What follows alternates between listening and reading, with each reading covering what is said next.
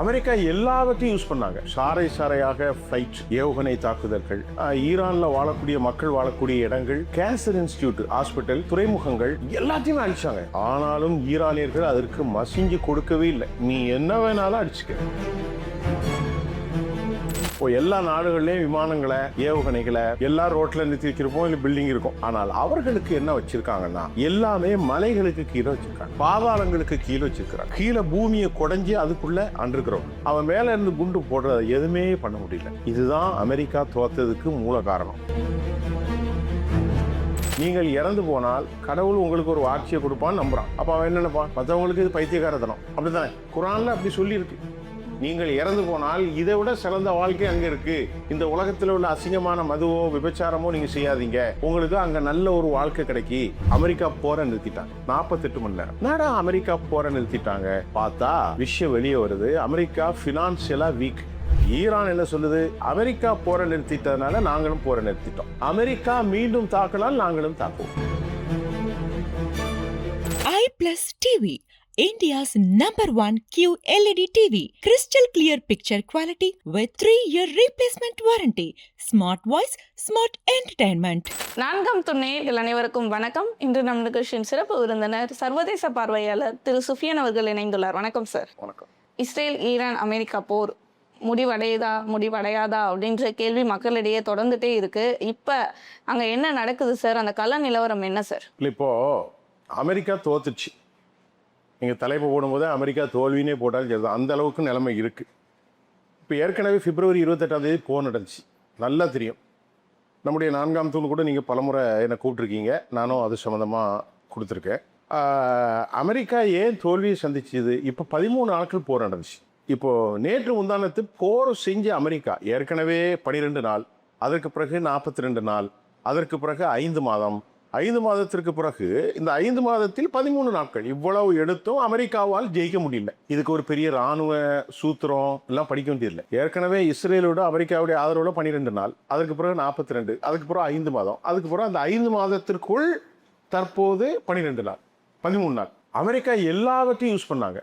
சாறை சாறையாக ஃபிளைட், ஏவுகணை தாக்குதல்கள், மிசைல் தாக்குதல்கள், குண்டு போட்டது, மலைகள், ஈரான்ல வாழக்கூடிய மக்கள் வாழக்கூடிய இடங்கள், hospital, cancer institute, hospital, fort, அதாவது துறைமுகங்கள் எல்லாத்தையுமே அழிச்சாங்க. ஆனாலும் ஈரானியர்கள் அதற்கு மசிஞ்சு கொடுக்கவே இல்லை. நீ என்ன வேணாலும் அடிச்சுக்க. அது என்ன காரணம் அப்படின்னு நம்ம பார்த்தா வேற ஒன்றும் இல்லை. இப்போ எல்லா நாடுகள்லேயும் விமானங்களை, ஏவுகணைகளை எல்லா ரோட்டில் நிறுத்தி வச்சிருப்போம், இல்லை பில்டிங் இருக்கும். ஆனால் அவர்களுக்கு என்ன வச்சிருக்காங்கன்னா எல்லாமே மலைகளுக்கு கீழே வச்சிருக்காங்க, பாதாளங்களுக்கு கீழே வச்சிருக்கிறாங்க. கீழே பூமியை குடைஞ்சி அதுக்குள்ள அண்டர் கிரவுண்ட். அவன் மேலே இருந்து குண்டு போடுறத எதுவுமே பண்ண முடியல. இதுதான் அமெரிக்கா தோத்ததுக்கு மூல காரணம். ஆனா இப்ப போரை ஸ்டாப் பண்ணிருக்காங்க. அவங்க கிட்ட நிதி பற்றாக்குறை, அவங்களுக்கு தேவையான ஆயுதங்கள் இல்ல, பண பற்றாக்குறை இருக்குன்ற மாதிரியான செய்திகள்ல வருதே சார். உண்மைதான்.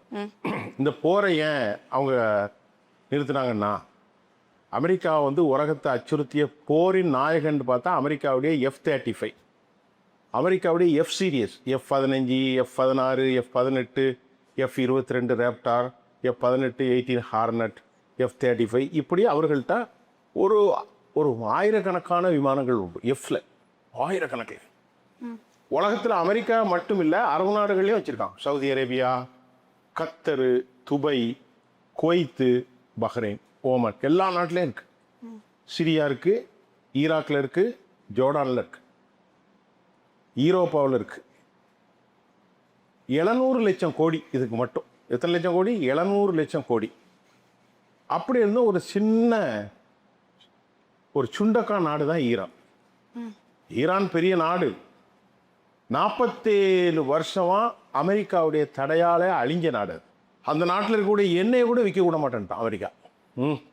அவ்வளவு மோசமாக நடத்தியும் அவர்கள் ஒருபோதும் துணிஞ்சு நின்றதுக்கு காரணம் அவர்களுடைய மன உறுதி, அவர்களுடைய இராணுவ பலம், அவர்களுடைய ஆயுத பலம். அவர்கள் அமெரிக்காவினுடைய திட்டத்தை எதிர்த்து எதுவுமே செய்ய முடியாமல் இன்றைக்கு அமெரிக்கா தோல்வி கண்டது. இப்போ நீங்கள் கேட்ட கேள்விக்கான பதில் என்ன? அமெரிக்காவில் பொருளாதார நெருக்கடி இருக்கா?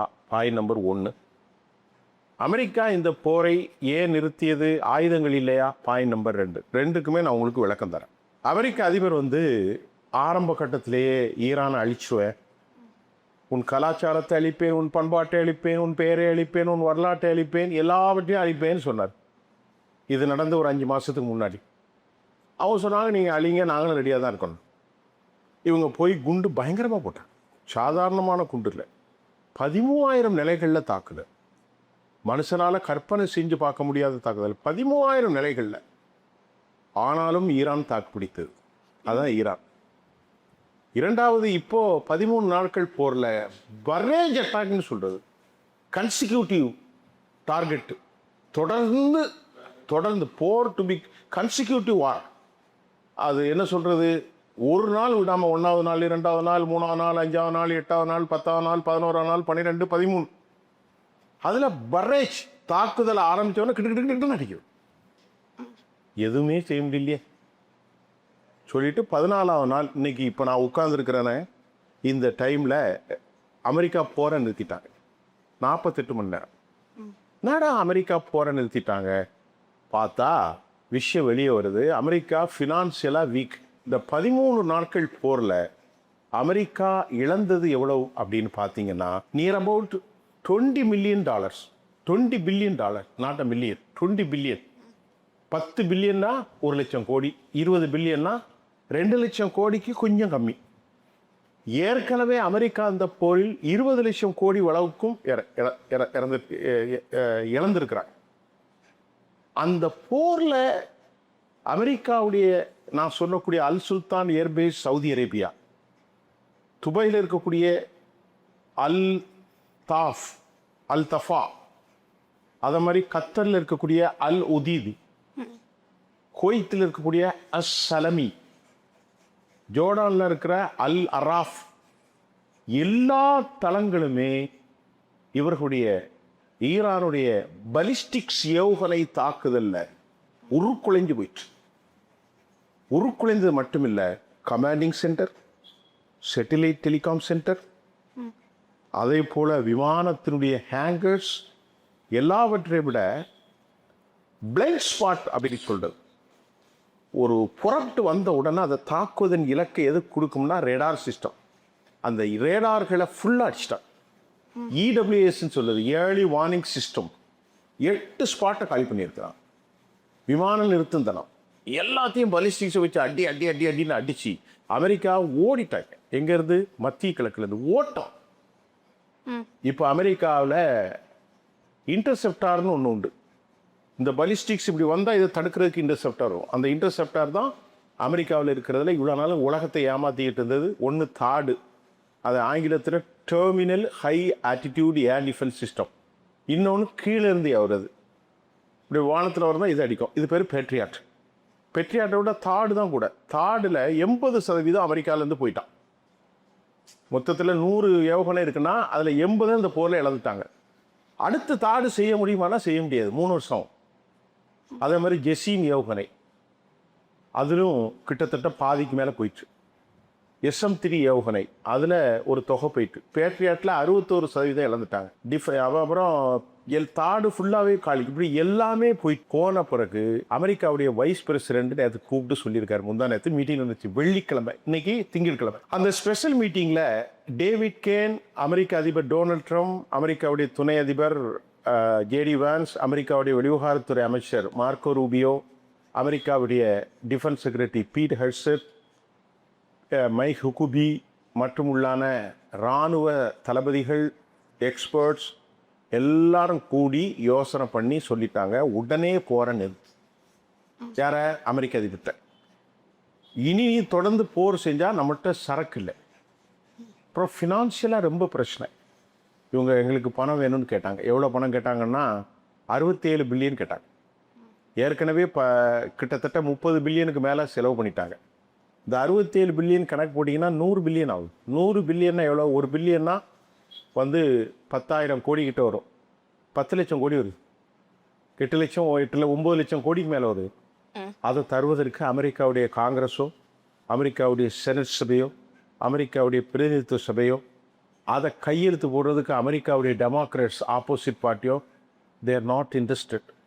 ஆனால் நம்ம இன்னொரு விஷயமும் கேள்விப்பட்டோமே சார், இப்போ அமெரிக்காவிற்கு பயங்கர சேதம் ஏற்பட்டிருக்கு, பொருளாதார ரீதியாக பயங்கரமாக அடி வாங்கியிருக்காங்க. இதற்கெல்லாம் காரணம் ஈரான் தானே. அப்போ நாங்கள் ஈரான் சொத்துலேருந்து தான் இதுக்கான சேதாரத்துக்கான அந்த காசெல்லாம் எடுப்போம்னு சொல்லியிருக்காங்களே.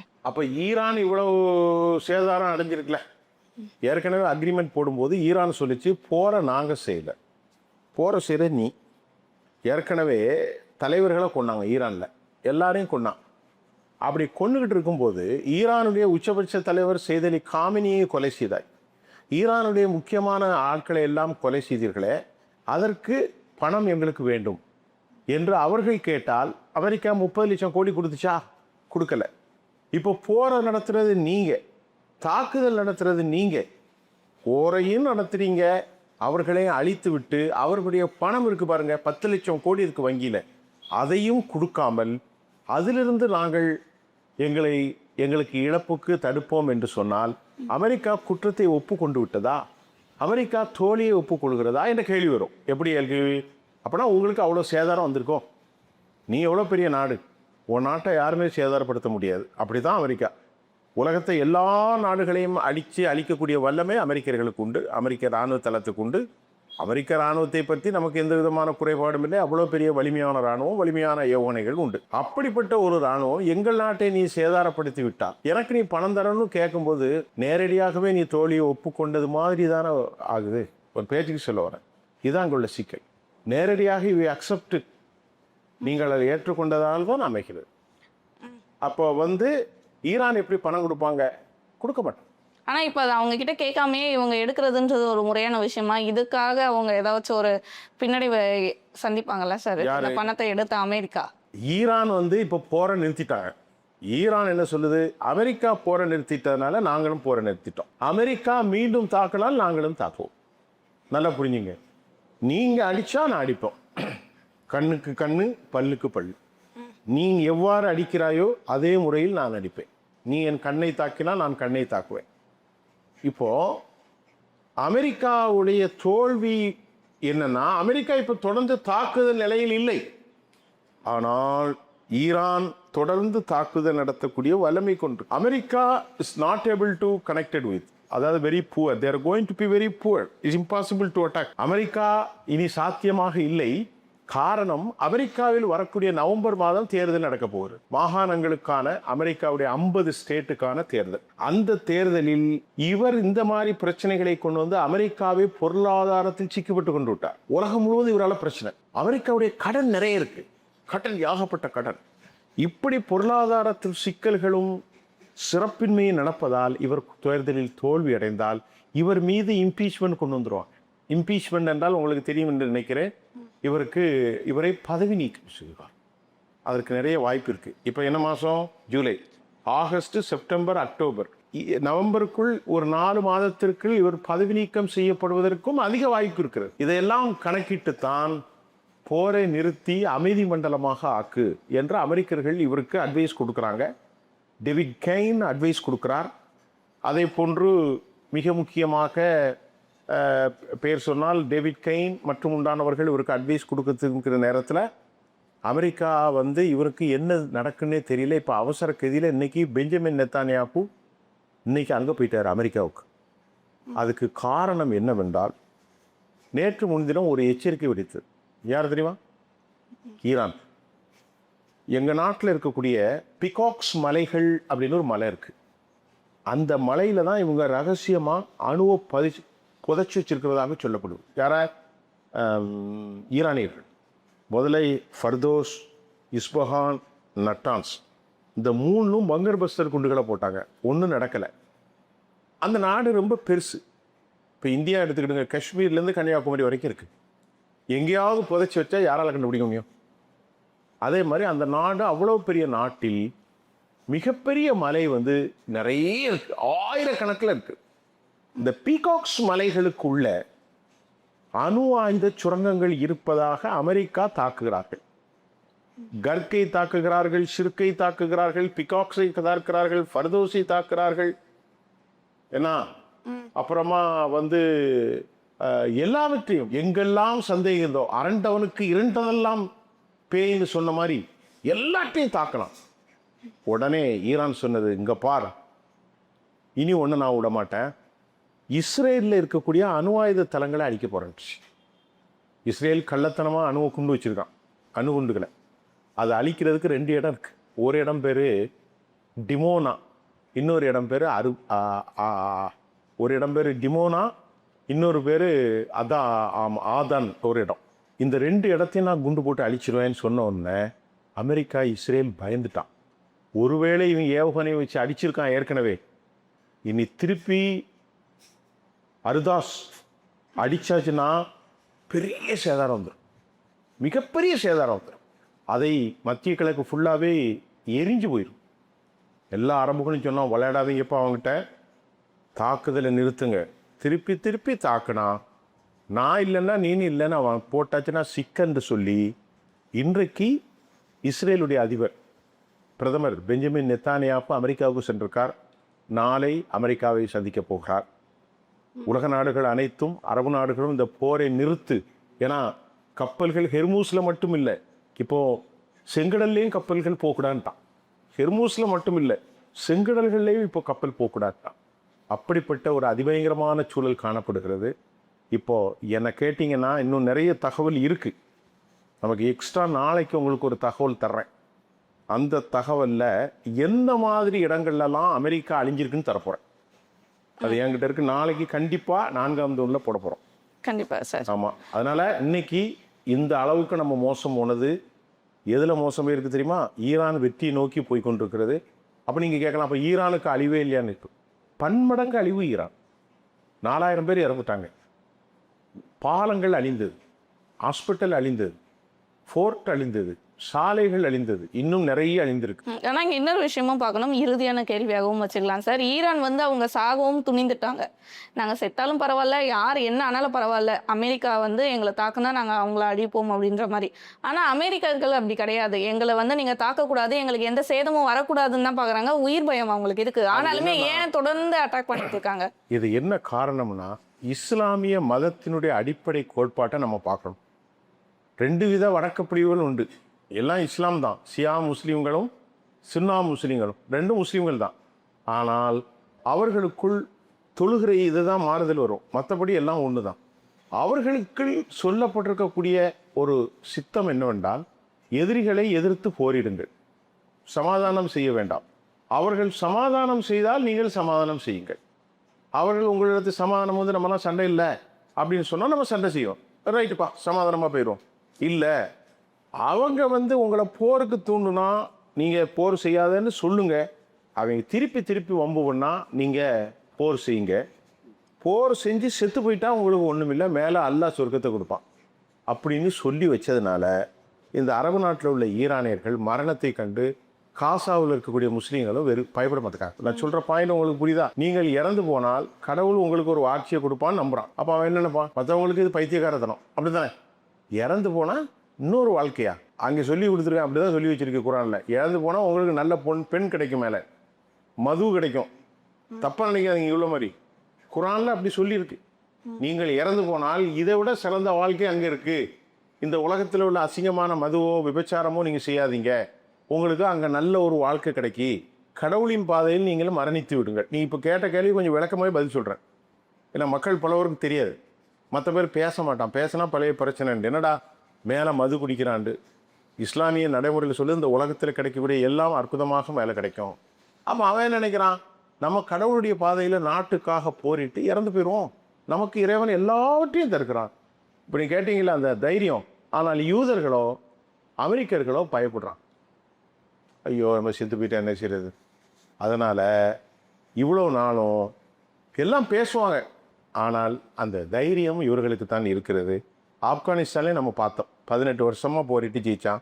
ஈராக்லேருந்து அமெரிக்கா ஓடி வந்துச்சு, சிரியாவிலேருந்து ஓடி வந்துச்சு, காசாவிலேருந்து ஓடி வந்தாங்க. காரணம், அவங்க மரணத்துக்கு பயப்பட மாட்டேங்காங்க, இவர்கள் மரணத்துக்கு பயப்படுறார்கள். இதுதான் நெக்ஸ்ட் செய்தி.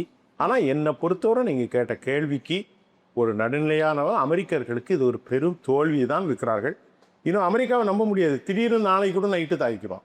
அவன் என்ன செய்கிறான்னு யாருக்கும் தெரியாது, ஐயா ட்ரம்புக்கு தான் தெரியும். கண்டிப்பாக சார், பல விஷயங்கள் மக்களுக்கு சொல்லியிருக்கீங்க. தொடர்ந்து இது போன்ற பல விஷயங்களை பற்றி பேசுவோம் சார். நன்றி. நன்றி.